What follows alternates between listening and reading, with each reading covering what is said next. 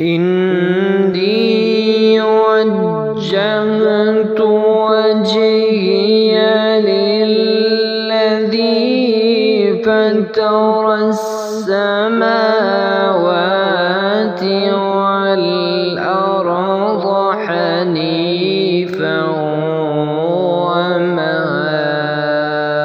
أنا من المشركين। बिस्मिल्लाहिर्रहमानिर्रहीम। नियत नमाज का पहला रुकन है और उसका मतलब इरादा है, जिसमें आप कहते हैं या सोचते हैं कि आप कौन सी और कितनी रकात की नमाज पढ़ रहे हैं। इसका मकसद शायद ये है कि इंसान को बाई नहीं मालूम हो कि क्या कर रहा है और उसकी तवज्जो नमाज की तरफ मबजूल हो जाए। नमाज की नीयत जो है वो नमाज शुरू करने से पहले की जाती है। इंसान पहले ही नियत करता है या सोचता है कि मैं 4 पढ़ने लगा हूँ, 3 पढ़ने लगा हूँ, 2 पढ़ने लगा हूँ, ज़ोहर की नमाज़ है या असर की नमाज़ है।